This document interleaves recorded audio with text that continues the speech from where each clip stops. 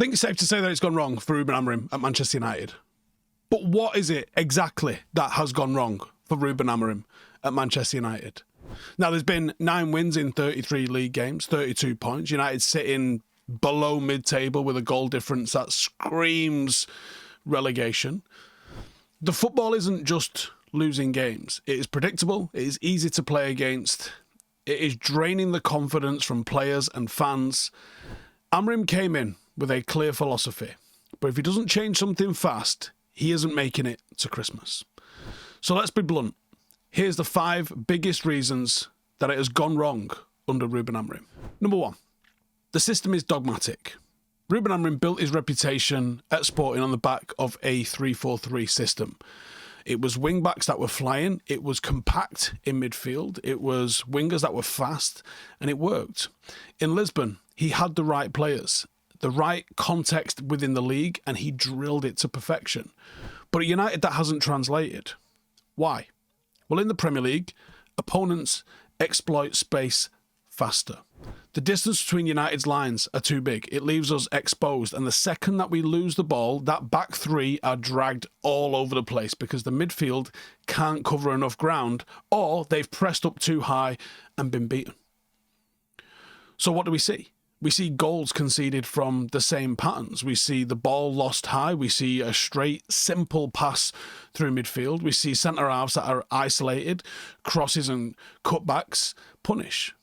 Brentford's 3rd goal was textbook. It was a cross from wide, centre-halves get static, runners get untracked, and we get undone. Amorim has admitted himself that not even the Pope will make me change system. And that stubbornness is going to kill him. Because systems cannot be dogmatic. They have to adapt to the personnel, to your opponents, and to the context. United's squad, as it stands, could play a 3-4-3. There is issues. The midfield doesn't have natural players to play in what he's looking for, but it could do it. Bruno isn't a wing half. He isn't a conductor in midfield. Harry Maguire's never going to work in a high line. There's issues within the personnel and the squad, and we fixed some of them. But it's a team that needs a little bit more control. Amorim's refusal to adjust has turned philosophy into liability. And as I just touched on there, number 2, the midfield imbalance, asking the impossible. The biggest tactical flaw right now is Manchester United's midfield. It is constantly outnumbered, outworked, and outthought. Casemiro at 32 can't play in a midfield 2. His legs aren't there. Expecting him to cover half the pitch in a 2-man midfield is setting him up to fail. It takes away the things that he's good at, which is actually, there's traits in Casemiro that he'd be brilliant at in this system if there was a 3rd midfielder in there with him. Ugarte, he's got all the energy. He's a little bit rash, but he's basically being asked to play in midfield on his own. And too often he charges forward, he leaves gaps, which I feel like he's being asked to do. He would be so much more effective if he was asked to sit and screen. Mainoo, talented. Possibly the one player that could come and deliver an element of control. But according to the manager, he's competing with Bruno Fernandes, the player that's never injured and doesn't get dropped. So his minutes are limited, and when he does play, Amorim hasn't really given him the platform to dictate. The midfield 2 gets overwhelmed every week. Opponents either drop a striker or a winger, or like Brentford did, put a 3rd man in midfield, and United fold. Sit at the Etihad. Phil Foden drifts inside. Bruno's not tracked him. Casemiro's been left-standed. Goal. Fulham. Smith Rowe ghosts into the half space. Casemiro chasing shadows. No cover. Goal. Why does this matter? Your midfield can't control the space, it can't control the games. The knock-on effect becomes chaos. Defenders get dragged out wide, they look worse than they are. Attackers get starved of clean balls and repetition of balls being played into them because you don't have the possession in the right areas to be able to control the game. Everyone has to work harder, but dumber. Amorim hasn't solved that central weakness. He's still asking a midfield 2 to fight Premier League midfields of 3 and 4. It's tactical negligence. 3, again, these are all linked. The poor rest defence. Transitions kill us. Modern football is about transitions. How you defend when you've just attacked. Manchester United's rest defence is non-existent. It's too gung-ho. When our wing-backs push up high, when Bruno pushes up to try and press the ball, who's left covering? Ugarte on his own. And he can't cover both sides of the pitch and a 40-metre space. He just can't do it. It's suicidal. We attack with 6 or 7. We lose the ball. The opponents hit one straight pass into space or behind our midfield, or like Brentford do, just a speculative smash up the pitch. And it's 3-on-3 or 3-on-2. Or you're straight in at the keeper because we've tried to play an offside trap, but we were lazy in doing so, and it's a goal. We saw it with Chelsea at Old Trafford. Even with 10 men, they broke our structure. Yes, they scored from a cross, but they were getting in behind us. Brentford, every single counter looked like it was going to end up in a shot. Too many players are ahead of the ball. Not enough are in positions to delay, but they're clearly not instructed to delay anyway. They're instructed to press and duel rather than just stand in the way. Virgil van Dijk is giddily called one of the greatest defenders of all time.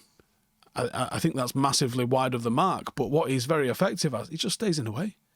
You'll see him doing that jog back with the attacker, but he stays in the way, and it's delaying, it's defending, because then it allows everybody else to transition back and get their shape back, and then somebody else can make the tackle, but you've stayed in the way. If Virgil van Dijk pressed up high every single time that he gets in those 1v1 situations, he would sometimes win the ball, but quite often he would get beat. They would knock it round him, and then they'd be in 1v1 with the keeper. Delay is the first D of defending. And rest defence is the skeleton of any top side. You'll see City doing it with Rodri and Stones when they're at their best. Arsenal do it. I've not really figured them out this season, but Rice and one of the fullbacks quite often is how they will do it. United don't do it.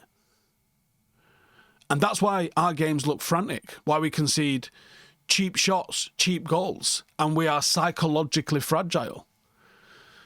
Amorim hasn't drilled any rest defence, and that's the worry to me, is that we saw this all pre-season. I forgave a lot of last season because I was like, he's not had a pre-season with them. He's got to get some of his own players in. Patience, patience, patience. Now, we've got that. We've had long times in between our matches with only one game a week, and we're not seeing the improvement. That's the time where you go, come on, mate. What are we seeing here? Because either they're doing what you ask, or you're not able to implement what you want. And neither of those things are positive. Number 4, goalkeeper crisis. He fell out with Onana, and maybe he was right too. Onana going and asking for a pay rise, if that's what's happened, and that's what's rumoured, was mental. And if you're doing a cultural reset, you can't have people around that think they deserve a pay rise when you have a record-breakingly low finish. So you play Bayende, who's awful. And you can't build a solid defence with a goalkeeper that doesn't save shots, doesn't command an area, doesn't come out to close down 1v1s, and can't claim a cross. Bayende is rooted to his line. He is weak on crosses. He doesn't dominate his box. Doesn't look like he communicates. Every high ball feels like a goal waiting to happen. Set plays, he gets bullied and boxed in. Onana, he clearly fell out with. He lost confidence in at times, even last season. The rumoured pay rise was insanity. And you sign a prospect, no more than that, a prospect in Lamens. But he's not trusting him.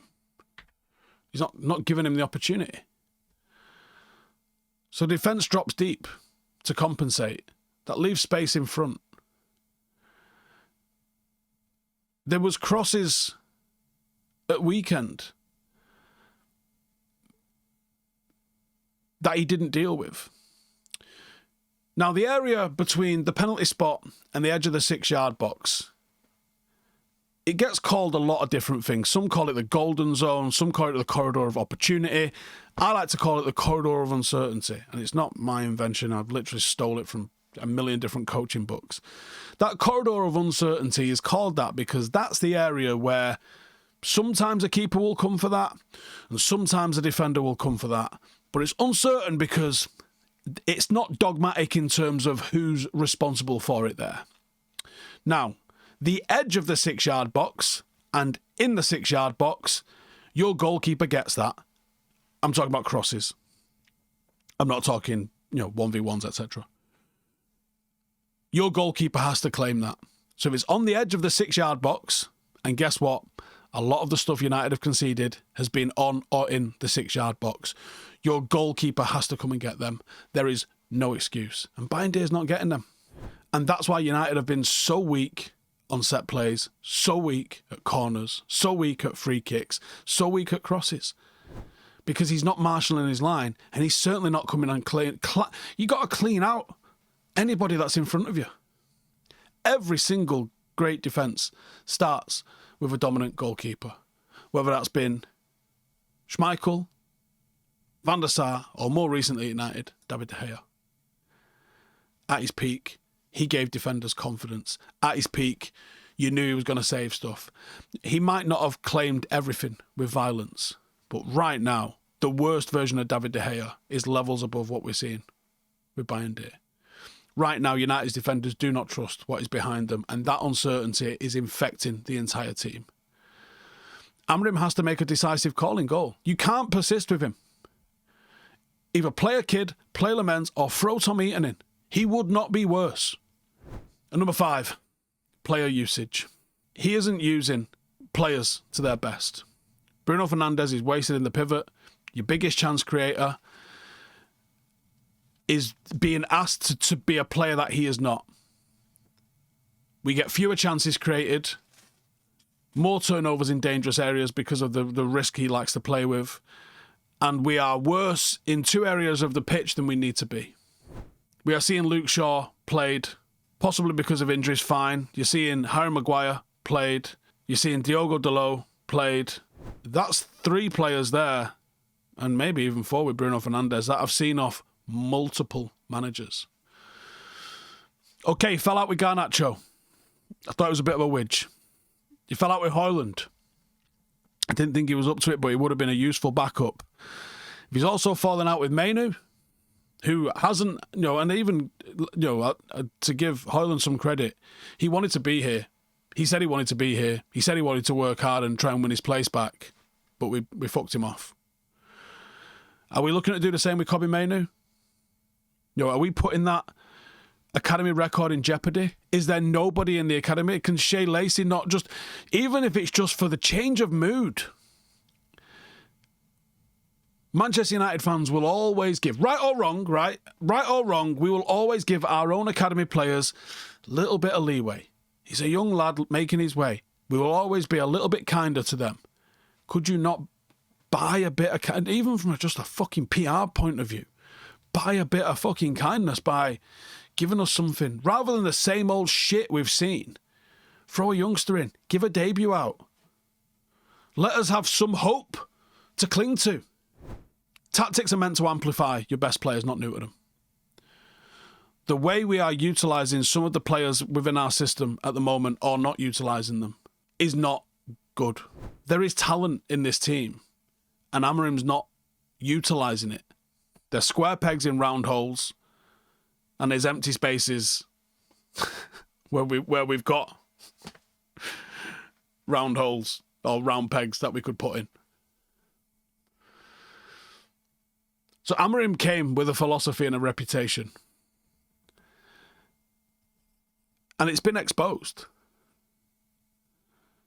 Dogmatic about a system that doesn't fit. A midfield imbalance that leaves us overrun. Zero rest defence, which we're being punished in transitions for. A keeper crisis that undermines everything. Misuse of key players and not giving chances to others. 5 reasons why we're talking about the day he gets sacked.